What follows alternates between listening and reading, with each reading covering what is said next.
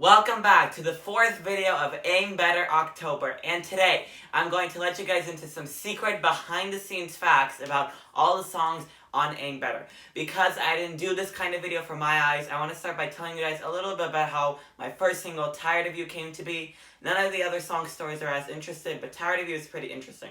Around late April of 2020, while I was writing my eyes, just one night, randomly, in the shower, it was like a weekend, so I think it was like 11:30 p.m., like, the first lyrics of the first verse just came to my mind, and I loved the beat, loved the melody, it was super groovy, and because I already liked the concept of Tired of You so much, I definitely didn't want to forget this the next morning. So at midnight, I get out of the shower, and instead of going to sleep, which I'm super tired, I go on my iPad and I just write it in the Notes app.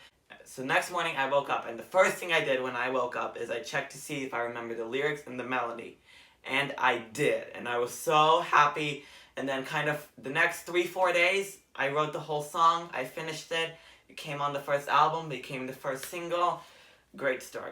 But anyways, this is a video about Aim Better because this is Aim Better October. So let's talk about all the Aim Better songs. Starting, we're going to go into tracklist order, so that means we are starting with Loving Each Other. So if you guys don't know this already, I think I might have talked about this before, but Loving Each Other and Kiss Till Only Fright are similar in the ways that I wrote the demo for them, or came up with the concept of them, when I was really young, like 7 or 8. I rewrote the demo actually also quite a while ago. I think it was probably 2 or 3 years ago that I've had the new demo of the 4-line chorus that you guys hear now in the song. And originally, I didn't think that it was going to be a song I actually developed because I didn't know how to make it into something relatable. But then when I started coming up with the concept of Aim Better, and I still love the melody of Loving Each Other so much, I realized that I can make it kind of like a story about a person and life, and how not all times you love life because of the cruelty that it brings. And I thought it was going to be super deep and meaningful, and it fits the dramatic beat that the song already had in the demo that I came up with. It might have been actually one of the hardest to write on the album because I just wanted it to be perfect because it's been in my head for so long and it could be so deep. And there were many, many different verses that I wrote, and just one day I wrote the right one, and I was like, whoa, this clicks. I think it was at the beach someday. I write very well when I'm surrounded by water, clearly. And everything just came to me, and yeah, that's the Loving Each Other that you guys hear, and I just love the song, and I'm happy that you guys like it too. So the next song from the album is Give One to Me. So when I came up with Give One to Me, that kind of started the whole concept of this album, and it started on the night My Eyes released. While it was releasing, I was FaceTiming with Isel, and she told me that she also wanted to learn how to songwrite a bit. So I told her, okay, well, what do you want to write about? And she said that because of the quarantine and the COVID times, that she was a bit feeling down, which, if you guys don't know, are the first lines of Give One to Me, and repeat as the first lines in every chorus in Give One to Me. So basically, just from the words feeling down that Isel wrote herself, basically, she gave me those 2 words, which is why, if you actually, I don't know where you can see it, I think maybe on Spotify, you can see that Isel is actually credited as a songwriter because not only did she technically come up with the concept of feeling down during isolation, but she also literally came up with the words feeling down. And that whole night, just the same night My Eyes released, I went into the shower again, obviously, and I wrote the whole chorus, wrote the first verse of Give One to Me, and then, actually, I originally wrote it because I thought Isel could sing this. So, like, a few weeks later, I told her about it. I was like, hey, you remember this? And she's like, yeah. I'm like, well, do you want it? She's like, no, not really. I kind of don't feel that way anymore. And then I thought to myself, well, wow, I mean, this would make a really good concept for an album. And I already had the name Aim Better for a long time. It's an expression that I used in my head for a while. And if, using Give One to Me, I created the first original track list. And that's really how Aim Better started. So, it's all because of Isel, kind of. So the third song that we have is Good Friend Part 2. So, on the original track list of Aim Better, I will tell you what it was. It was Loving Each Other, Give One to Me, then a song that was supposed to be in My Eyes, but didn't make My Eyes, nor did it make Aim Better because the melody just wasn't it. It was a little too slow, didn't fit my voice as much. And then Yellow was in the original. Then Fathers was not in the original, but we'll talk about that when we get to that song. Instead, there was a different song about optimism in the place. Then there was a song actually called Aim Better, but it never became anything. And if you guys watched the Aim Better live show, all that I ever wrote of that song was in the intro while the countdown was going. So if you want to know what that sounded like, then you can go to the Aim Better live show. And then Who You Are was also going to plan to close the album from the very start because that song was supposed to be in my eyes. So basically, Good Friend Part 2 came way later on, is what I'm trying to say. I didn't even think about doing a Part 2, but I read online that there was, I think, like a rumor that Ariana's Positions was gonna have a REM Part 2. And I was like, oh, like a Part 2 of a song, that's interesting. And I don't think I even thought until like 2 months later, because Positions came out in October, so this was like December, January, like 2 months before I'm Better came out. I was like, hey, you know, which of the songs in my eyes could I possibly make into a Part 2? And then I just like thought about it for fun, and then I thought, you know, Good Friend could be a Part 2, and then it just kind of happened. I wrote it, and I was like, wow, this is such a good continuation from the first one, because the first one kind of showed, you know, how good friend Isel is, but now it kind of shows how good our friendship is. Much more meaningful and deep, I feel like this one is, and much cuter, much more sentimental. So I was like, yeah, this Part 2 is going to be interesting. If it vocally fits, then we'll keep it on the album, and it did, and it's a perfect. I love how it goes right after Give One To Me. Give One To Me, Need a Remedy, Good Friend Part 2, you found that remedy. So that's amazing. Yellow, Yellow, Yellow interlude. This is probably the one that you guys were most curious about the behind the scenes when you clicked on this video, but don't worry, I have a lot to tell you. So, Pickle song came before the actual Yellow part. The Pickle Jam, me and Isel were hanging out at the beach. We were just being goofy and funny and silly. We were at the beach. It's another water songwriting experience. But basically, at the beach, I don't know how this even happened. I don't know if we were eating pickles or not, because I can't honestly remember. But we just came up with the 4 lines. I hold a pickle in my hand. And the other 3, and it kind of just came up, and we were just like singing it really loud in front of the beach with a lot of people. A lot of people were looking at us, but we did not care. And then, you know, right after we came up with it, we just sang it for her parents, and they were laughing, and they liked it. So I was like, okay, and I literally said as a joke, you know, this needs to be on the album. But I literally thought, okay, this actually needs to be, because it's so funny, and it's so perfect, and cute, and it like resembles, you know, how goofy our friendship is. And I love it. So then basically I was thinking of how I was going to incorporate it, and then I think this was also in the shower, I came up with that small little part of yellow, and because I like colors so much, I like what they represent, I wanted to kind of incorporate that. And I was like, whoa, this yellow like little bit that I came up with, I don't think this could develop into a full song. What if I attach pickles to it, and then we can have a yellow interlude? And I thought it'd just be the perfect separation between the bad and the good on the album. And it was a perfect fit. So anyways, the 5th song on the album is, of course, the lead single, Fathers, which originally was not planned to be on the album. I came up with the demo for Fathers, the concept. Demo means concept, the idea of the melody and the chorus lyrics first come to your mind. Those are really the first thing that comes to your mind, melody and a chorus. And I think that was around 2019 when I came up, mid-2019, with the idea of Fathers. And I never really thought too much of the song. I was like, okay, it's an okay concept.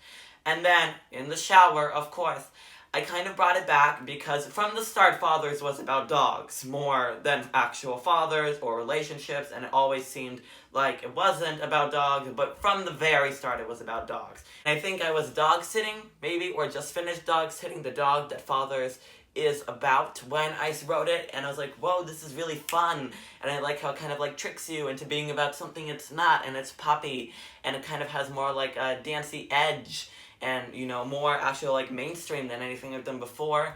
And I really liked the idea of like the cheerleading, can I get an F and then the A, and everything just kind of came together pretty quickly, I think in a matter of days, like 2-3 days for Fathers. And yeah, I just, you know, decided to put it in the album. Fathers was actually the first song that I recorded off the album at my father's house. And it was really funny, he did not know. And I actually never told him. Obviously he knows the song exists. He only found out through the same video that you guys found out about the album, the one that I did when I told you guys the track list and I gave a brief explanation of every song. that was his first time hearing that there's a song about him on the album that doesn't necessarily have the most positive connotation. So I was a bit worried, but it was never really talked about. So anyways, I love Fathers. It's a great song. It's pop, it's energetic, it's fun, and if you guys haven't listened to it, you guys need to. Alright, then the 6th song is New Year's Eve Again, which I've already made a pretty long video with Luba right when New Year's Eve came out in the holidays, where we really went into how the collaboration happened. So if you guys want to hear that, I'll link the video down below. But just to give kind of like a brief explanation, she came up to me, asked if I wanted to collaborate. She sang a little, and I was like, whoa, her voice is really pretty. Sure. That same night, I wrote like 2/3 of the song. I don't think I've told this part, I recorded myself in my bedroom singing the whole song, her parts, my parts, and then I explained the lyrics through it all. Basically, it was like a tutorial video for her on how to sing the song. And just for weeks, she sent me practice videos, and I gave her like little critiques. She was doing really well. She did a really good job. I just had like, little critiques. But at the end, it all shaped out perfectly. I think we got the song in like maybe 5-6 tries. But basically, it all came to be, but originally it was only supposed to be a holiday song, not an album song. And while I was creating and recording and writing Aim Better, there was, in the whole process, no plan of putting New Year's Eve on the album. And even in the announcement video of Aim Better, when I announced the track list, New Year's Eve was not there. There was a different song there called Biodegradable, which was not originally going to be part of the album, but then came also around December, January, and I thought I recorded a good version. And listening to it back, apparently there were too many similarities between it and Fathers. Apparently I used similar melodies, and I was like, whoa, so I have to cut all that out. And then my voice was not as good as I thought in lots of parts, and I was like, okay, screw this. Let's put New Year's Eve in. I don't know if it fits really with the whole story, but, that's what we got. And I don't regret it at all. I don't know, honestly, how the entire time of creating the album I didn't think of putting it there, because lots of the album has so many positive and fun and deep meanings, and New Year's Eve is that. But I feel like it all worked out perfectly, and I'm so happy that New Year's Eve did become a part of the album. And yeah, so I don't regret that at all. New Year's Eve, it was an amazing addition, and I'm happy that I decided to do that 3 days before the album came out. Alright, and now we move on to the final song of the album, our Optimism Chant. Because Who You Are is already such an optimism chant, I think that's why I cut out the other optimism chant that I originally had in place for the album that I talked about earlier. But Who You Are perfectly just does it. I mean, it's a song actually about aiming better. It's all about what aiming better is. And Who You Are, I came up with during the My Eyes writing process. But Who You Are was originally a lot shorter. I didn't have a second verse, so it was originally like a pretty short song. Like, I recorded it a few times and it didn't come out that good. That's why I didn't make it. It was only like 2 minutes and 40 seconds. So I'm happy that I actually held on to the song, because I got to develop it more during the Aim Better writing process and make it a bit more meaningful and deep with the second verse. And a very cool story about recording Who You Are. The day I recorded Who You Are, I was having a bad day. I was pretty upset and infuriated, and I originally thought that I was going to go into my room and I was going to record Give One To Me, because that's how upset I was. But really, what ended up happening is I tried Give One To Me a few times, and I was like, I'm too upset to do this right now. And I just, for fun, I tried Who You Are. And it started working out. And the more and more I sang it, and by the time I finished recording, I was in the best, happiest mood ever. Just recording that song actually in that moment taught me to aim better. And at the end, I just came out of that recording session super happy, smiling, super joyful. Obviously, I couldn't tell people that I just finished recording Who You Are, because people didn't know about Who You Are back then. But it was amazing, yeah. It was a great feeling, and I love that whole little behind-the-scenes fact. Anyways, guys, something you've been probably waiting for is that I said 2 weeks ago that in this video today, I'm going to be announcing the next single off of the album, and it is happening right now. Woo! So, in the video 2 weeks ago, we Google translated 5 songs. If you have not seen that, I'll link it down below. 5 songs from Aim Better. It was New Year's Eve, Who You Are, Fathers, Loving Each Other, and Yellow. And I said that one of the songs that is the single is one that I translated in that video, and one of those 5 songs has already been a single, one of them was released already in the holidays for promotion, and one of them is just an interlude, so that only leaves 2. If you guys could figure out which one of those songs fits into which description, then you guys would know the 2 that are left over. So the one that was already a single, my first single was obviously Father's, the one obviously released during promotion during the holidays was New Year's Eve, and the one that's just an interlude is Yellow Interlude. So that leaves Loving Each Other and Who You Are, and right now, I'm going to announce which one of those 2 it is, but I don't think it's something any of you guys saw coming. So, drum roll please. My drum roll's really bad. It's both of them! Yes, it is both of them. There are going to be 3 singles off of Aim Better. Father's before, and now Loving Each Other and Who You Are at the exact same time.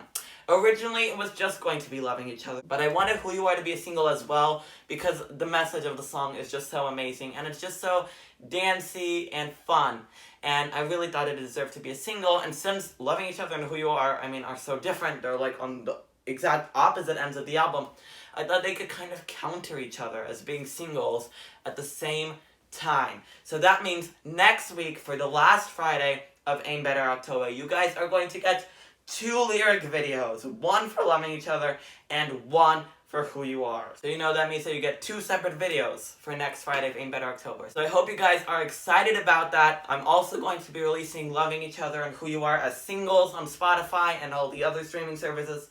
Obviously, they're already on Spotify as part of the Aim Better album, but now you'll also be able to stream or listen to them in their separate little folder, and you'll see what I mean when you see it on Spotify and all the other streaming services. Anyways, guys, I hope you enjoyed this video. Let me know what you guys think. Are you excited for the single future of Loving Each Other and Who You Are at the exact same time? So exciting. Make sure to click that subscribe button because it'll help my channel blossom, and I would love to see you do that. Make sure to come back next Friday for the last 2 videos, actually, of Aim Better October, Loving Each Other lyric video and Who You Are lyric video. But most importantly, make sure to smile, shine, and be happy. Bye-bye! But also, come back next Friday, October 29th, 2 lyric videos, 2 singles. Bye.